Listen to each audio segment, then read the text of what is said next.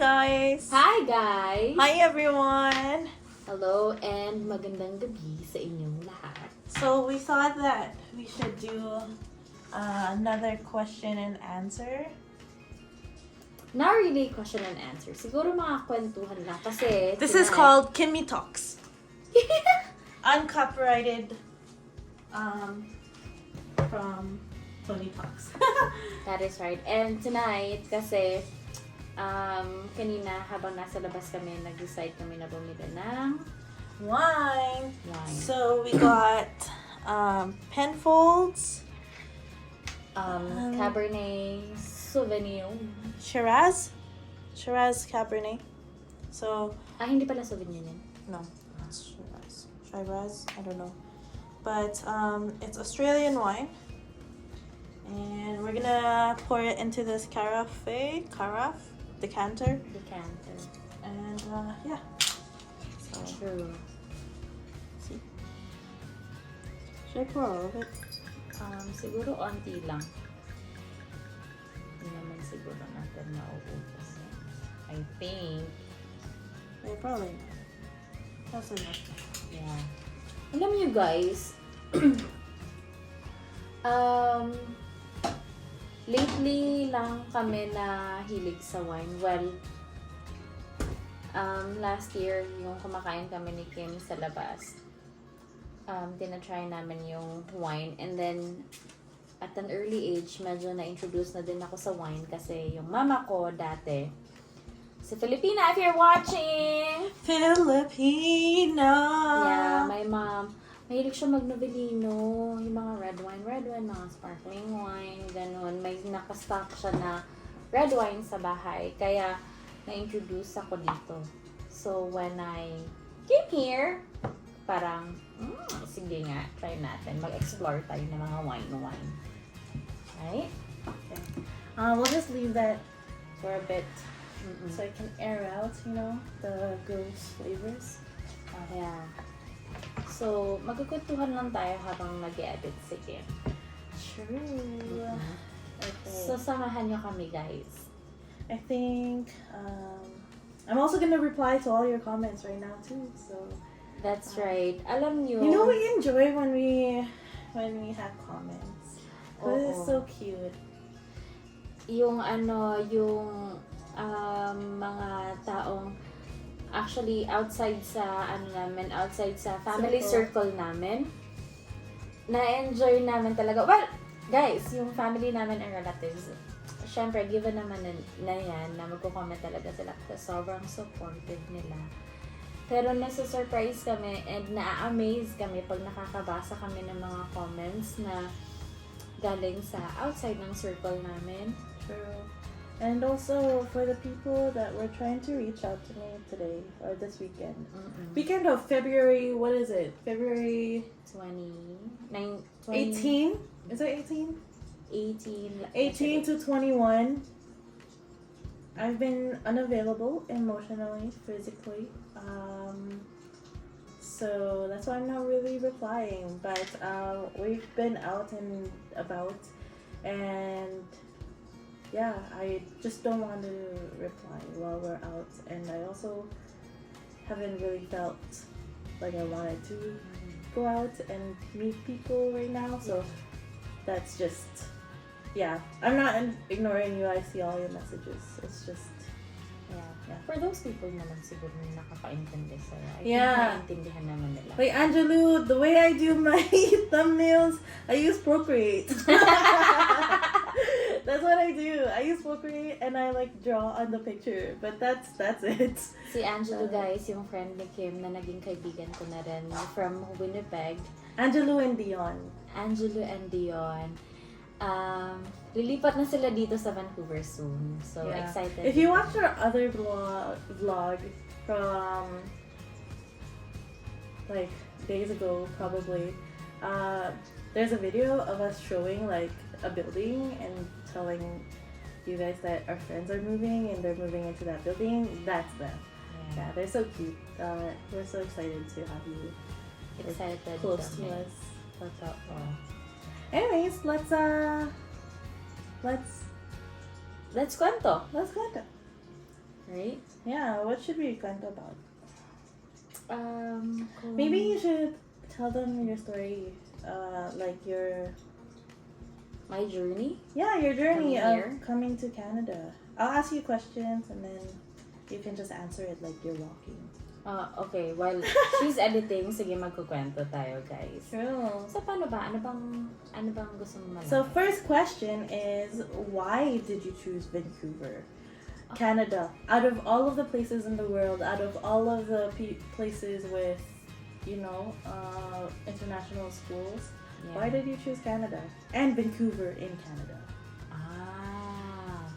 Medyo maano yung mga questions niya, guys. Na parang, napaka-direct naman. Well, initially, yung plano ko naman talaga is to apply for a permanent, as a permanent resident dati, kailan ba yun? 2016 ata. Nagbalak na ako magpunta ng Canada. Dati pa.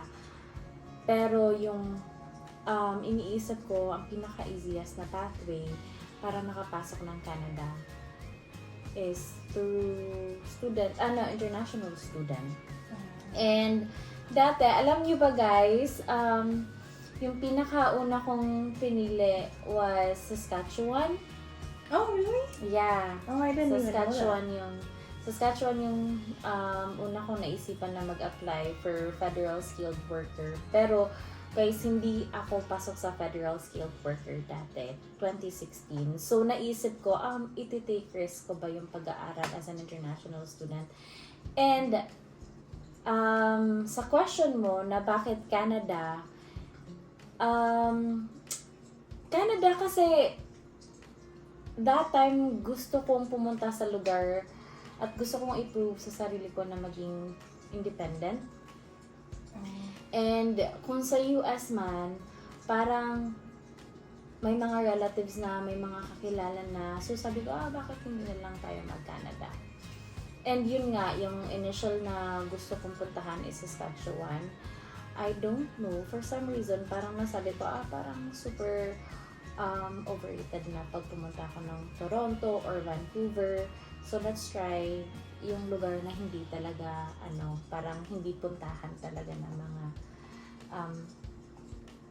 ka-age ko that time. Kasi ang daming Filipino sa Saskatchewan, sa Manitoba, sa kung saan Nova Scotia. And gusto ko yung parang ganun lang, na quiet lang, ganun.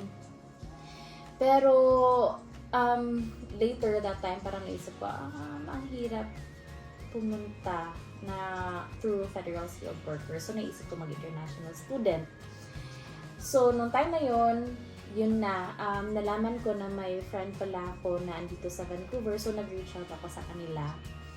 And then, yun na, tinulungan nila ako. Okay. Okay. What school did you go to? School. I went to Acsenda School of Management. Oh, where is it? Sa... I actually know where that is. I'm just this is for you guys. Sa downtown, sa Vancouver dito, sa downtown, sa Burrard. How did you find Acsenda? Yun, yung sa kaibigan ko na sinabi ko na nag-reach out ako sa kanila. Siya yung tumulong sa akin kasi dun siya nag-school. Oh, okay. How did you know this person? Yung boyfriend niya dati. Boyfriend ngayon, asawa na. Yung boyfriend niya I dati. got you. I don't know if you found this yet. Ka-schoolmate ko dati. And then, yun nga, nung nakita ko yung mga pictures nila na nasa Vancouver pala sila, trinay ko mag-reach out na. Okay. So, ayun. Nalaman ko na nag-school pala siya. Yung pathway na tinake niya, ganun din pala. International student. Yes. Guys, so nag-air out na yung yung bango niya, so... Yeah, you're supposed to go like this. Okay.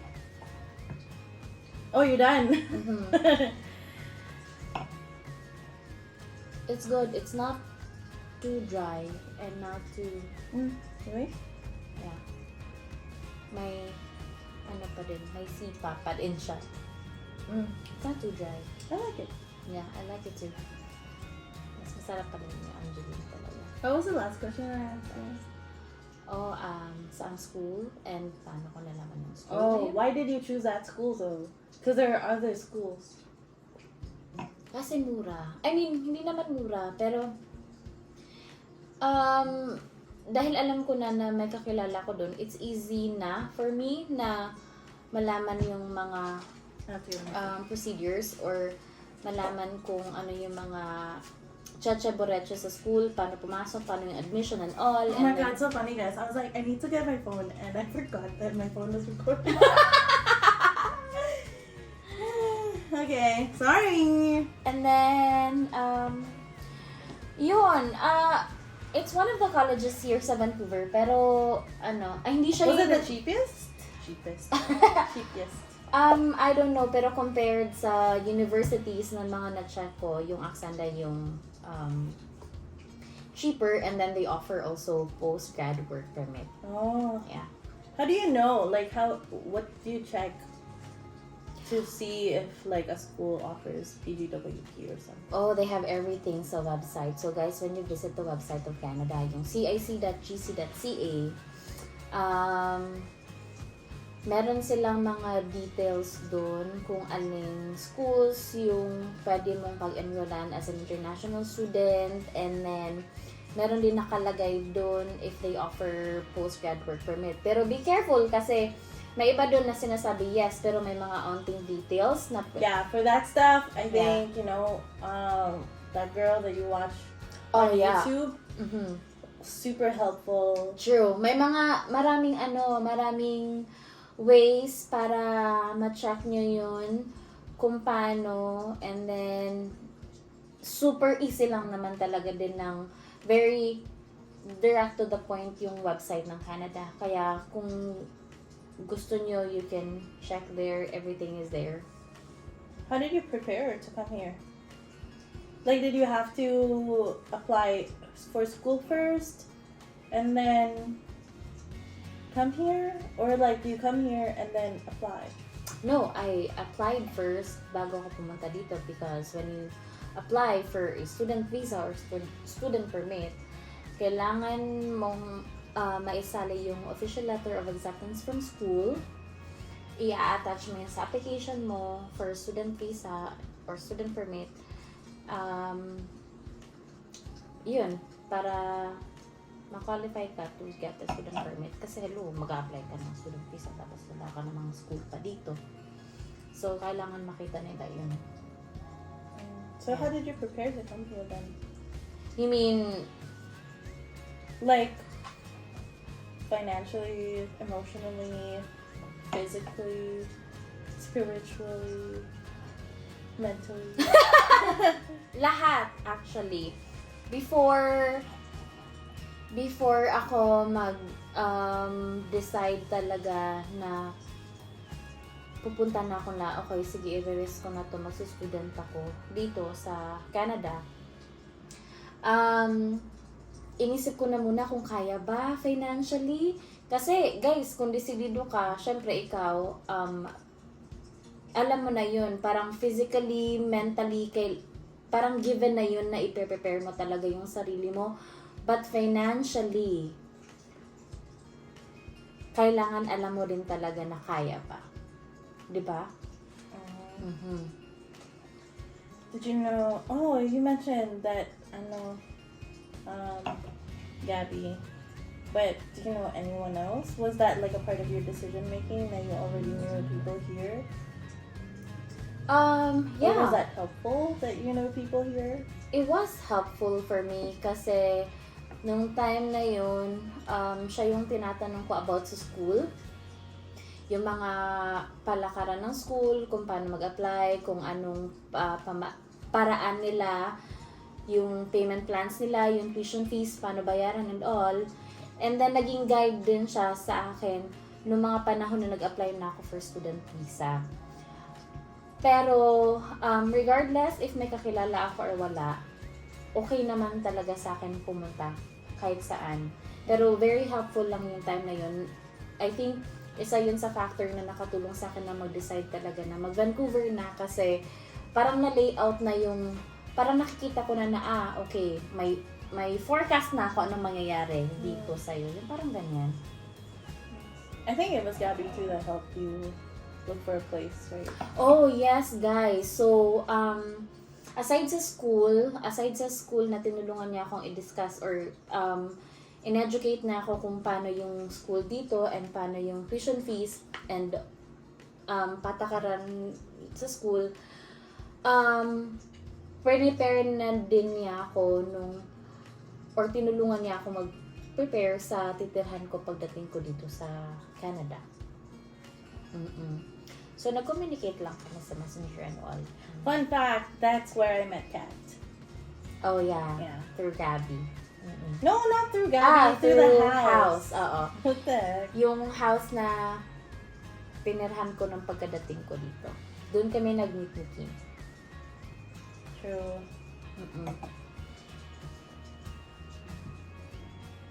Guys, ang sarap niya talaga, guys. Tapos na. That's okay. You can get that one. This one? Yeah. I can? Oh, you can. Yeah. So I guess it's like really helpful that Gabby checked out the place for you before you came here. So then when she did.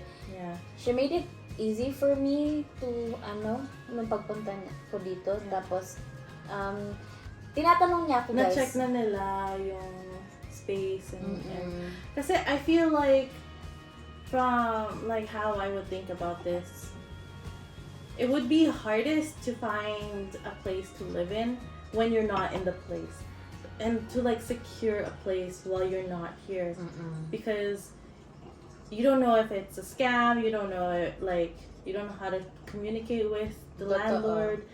So I guess that's really helpful to like have someone already here and then have some place secured for you. So when you come here, you already have a place to live. You don't have to like have an Airbnb for the first 3 days and then be homeless and then. Tapos doon na kayo mga maghanap ng bahay. True. Alam niyo yun? True. Kasi at least andun ka pa sa Pilipinas, nare-ready na yung mo. Parang tinatanong niya ako anong preferences. Parang ganyan. What neighborhood? Joyce. Collingwood. Oh, Joyce. Yeah. You know, Joyce is really like, if you watched our previous vlog, it's really a place to be when you first get here and you're Filipino, because you'll feel more like home, so there's less tendency of you having homesickness, because the K market is kind of like just a palengke, and then there's Filipino restaurants and a lot of Filipinos, and there's even a church, and they do Filipino masses like in Tagalog every Sunday, right? Totoo.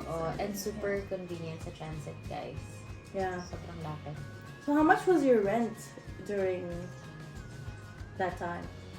My rent before for 400. 400. Yeah. Pero guys, yung 400 room lang yun. Room lang yung 400, and then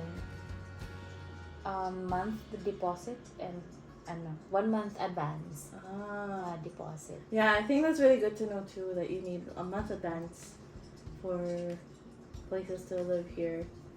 And then a deposit. Oh, that's a deposit of month advance. And then you have to pay your rent, your first month's rent.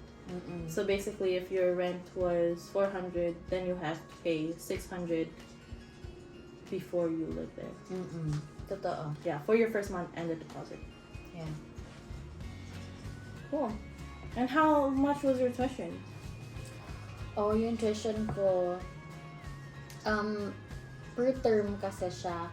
Pero dahil may payment plan yung school, naging 1,600 to 1,700, ganyan na range.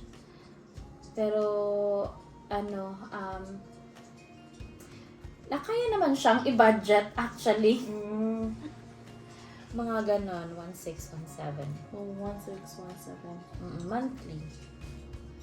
That's a lot. That's a lot. That's a lot. Yes, kasi guys, for international student, iba talaga, mas mahal yung tuition fees ng international student to sa domestic students. Kaya, medyo challenging. So, what was your first job in Canada? My first job... And how much did you get paid? Okay. My first job in Canada was with, no joke, Tim Hortons. Nag-Tim Hortons ako, guys, for a week. Tapos, mga ilang weeks after, nakahanap ulit ako ng ibang job sa 7-Eleven dati. And then, my pay, dati, yung pay noon, I think,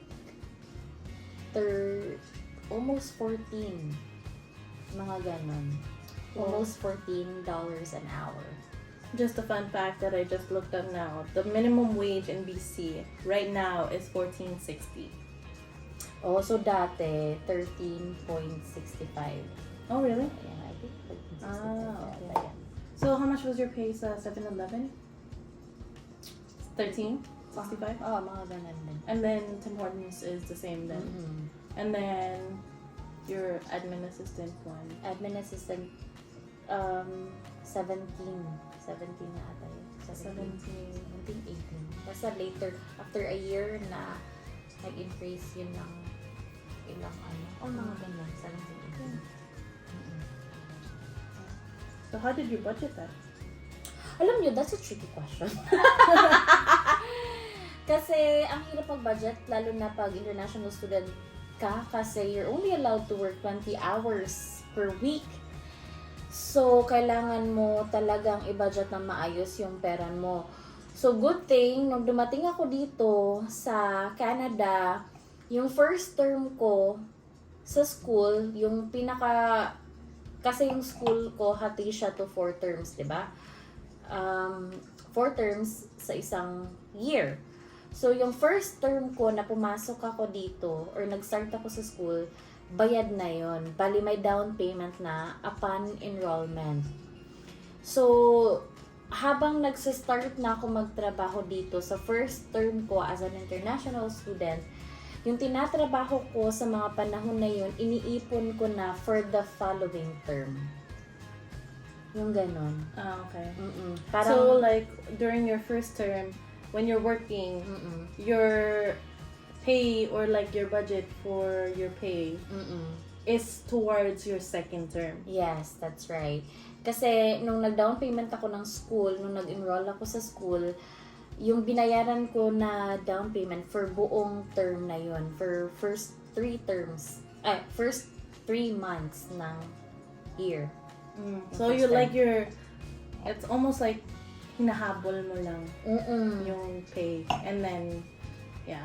Oh, and I was also very careful sa mga expenses dati kasi, guys, hindi lang naman yung tuition fee yung gagastusin mo. Meron din namang transit. Yeah, let's do a breakdown.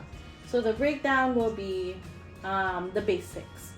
So first of all, you have your rent, which is $400. Wait, let me open up this. Actually, guys, 400 yun kasi may ka-share ako. Okay. So, may katulong ako actually, sorry. Ayun na, nagsusulat na siya, guys. Okay, so rent. For example, your rent is $400. Di ba nagagalaw yung camera? No, it's okay. When I walk, it's jiggly too. Your rent is $400. What else do you spend on? Transit, right? Transit, because you gotta get to work, you gotta get to places, and that your school is how much? Transit ngayon or dati? Ngayon na. Ngayon na is 100, I forgot, 110, 120 ba yun? Let's say 110. Oh, pero dati guys, 90 pa kasi yun eh. 90. Yeah, they do increase every year. Hindi every year. Matagal silang hindi nag-increase. So, let's say 110, and that's for one zone. One zone means that there are certain areas which is like only until right before Metro Town. So if you cross a different city, it's another zone, basically. So one zone, like Joyce was one zone to downtown, so that's one zone, and let's say 110. Mhm. And then your groceries, Siguro lagay natin 150 per month. 150 a month. And then what else do you spend? Tuition. Tuition, and then what else? Tuition, and then, pag international student ka, may babayaran kang international health fee. Yun yung medical services plan nila dito. We paid 75 per month. 75 per Yeah. month. And then phone bill, because you need a phone. Yeah, You phone bill. cannot survive life in another country without a phone. Even in the Philippines, like you really can't survive without a phone anymore because everything is handy. More? You can drink that. And then phone bill, I think like there are basic ones for $50, so 40, 50, let's ganun. do that one. Yeah, depende na. Okay, isaset lang namin yung expectations niyo about sa phone bill, guys. Kasi yung $50, ano lang yun, yung monthly lang yun na services nila. That's without the phone. Yeah, that's without the phone. You really gotta look for the best deals. Mm-mm. Because there are other people, like there are other providers, and they will try to, you know. Yeah, that's true. But that's okay. Importante lang talaga may communication.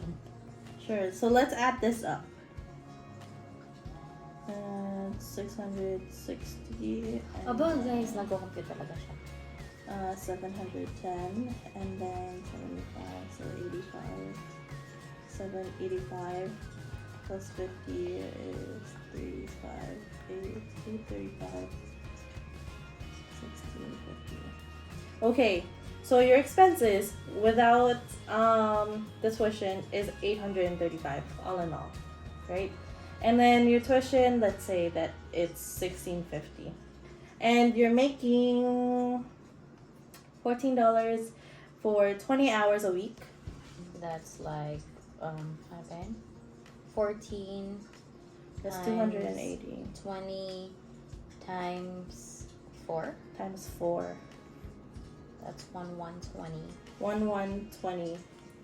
So basically, you Short make ka talaga. $1,120 a month if your pay is $14, and then you need to spend $835 on just your basic needs, and then you have to pay your tuition for $1650. So guys, I suggest siguro, like sa case ko lang ha, sa experience ko lang, ganun lang yung na-earn ko na money. Pero yung ginagawa ko kasi, malaking tulong yung payment plan sa school, kaya siguro isa din yung sa factor na nag-go na din ako sa school na yun. Kasi binudget ko na talaga siya. Kahit kulang man ako ng siguro more or less 300 sa buwan na yun, pinagkasya ko na yung iba, nag-a-adjust na ako sa iba, and then I'll make sure na sa month na yun, yung kikitain ko is kasya siya sa buwan ng next month kung kailan yung pangbayad na ng tuition. Yeah. Yung parang kailangan may aanhin ka lang. I think the main point is that like any students, international or not, you have to be tipid and smart with your money. That's true. And that's not just when you're a student. It also should carry on to like forever, even when you're making money already, because it's just good to have extra. Not That's even true. extra, like rainy day funds. It's Yeah. good to have those. And like it really doesn't matter like if you're rich or not rich. You should be tipid Yeah, and smart. That's true. You know, depende din talaga yan sa, I mean, yes, that's a good point. Pero, yung sa experience ko, sa experience ko kasi, hindi na ako nag-ask ng support for financial support nung andito na ako. Meron naman, some cases, may mga, sa ibang cases naman, like other international students, you know guys, very, sila, parang sinusuportahan sila ng... Yeah, there are some like really blessed people, and like we know some people who are international students and are blessed with money financially. Their families at home. And there are also other ones that are blessed and still say like, no, we don't need money. I will try to survive this on my own. So it really just depends. But either way, in any way possible, it's always just good to save money, be smart. And there are a lot of ways to save money here. Like you could have roommates, many roommates. True. Discarte, guys. Yeah. And like me, when I was a kid, I would babysit and I would get paid like money. Yeah. You know, like, and that's, I'm not saying to go like under the table or anything, but like, I couldn't work yet before when I was 13. Like, I started working when I was 11, 12, babysitting for my teacher. So, yeah, I made money off of that. And so, like, there are a lot of ways to make money and to save money. Mm-hmm. Like, you can share groceries with your roommates. You can, you know, take the bus, transit, and True. all of that stuff. So. That's true. Like right now, we have Tonyo, we have the car, but we still take the transit, the train. Kasi, Oh yeah, to going to work. Except for right now for me, because I've been working from home. Mm-hmm. But that's gonna change because I'm trying to go into the office more next week. So Yeah. Oh. Any advice? I think that was our advice: to save money, be smart, well money. Yeah. And siguraduhin nyo muna, siguro sa mga gusto lang magpunta dito sa Canada, siguraduhin nyo lang na yung parang prepared kayo. Hindi lang Emotionally, mentally, spiritually, financially, all the alleys. True, because reality is mahirap everywhere. It's just that dito wala ka talagang like ikaw lang. Yeah, that's the reality. Yeah. That's the reality. It's hard everywhere. It's hard everywhere you go, especially when you're alone and you don't have anything. True. And you know what? And you're starting over. Oh my God. Yeah. So, malaking tulong din naman na pag andito na kayo. Yun nga yung sinabi namin sa previous vlog na may mga kakilala kayo kasi minsan hindi niyo sila akalain na tutulong sila sa'yo. And I'm so thankful and grateful for Kim's family. You know what, guys? Kasi And for Kim. okay, Solely sure. Kim. Sure. So, yeah, si Kim, malaking tulong din talaga. Sobra sa akin si Kim. And then, yung family nila, sobrang grateful din ako for them. And our family, our friends here in Vancouver who we also treat like family. yeah. Because it's our family from, that we chose because we don't have any other ones here. Like, Yeah. even for me, I have like family here, but I don't really see them too much. Sometimes, oo nga. Sometimes, kailangan, like, kahit wala ka mga ibang kasama or kakilala siguro, kahit andyan naman na talaga sila na willing tumulong sa'yo, minsan kailangan mo din sa sarili mo na magpakatatag ka because kailangan yun. You know? I guess we'll just end it there. Oo, guys, Thanks kasi for mag-board pa kami. watching. Thank Thanks you. for watching. Have a great night, everyone. Bye!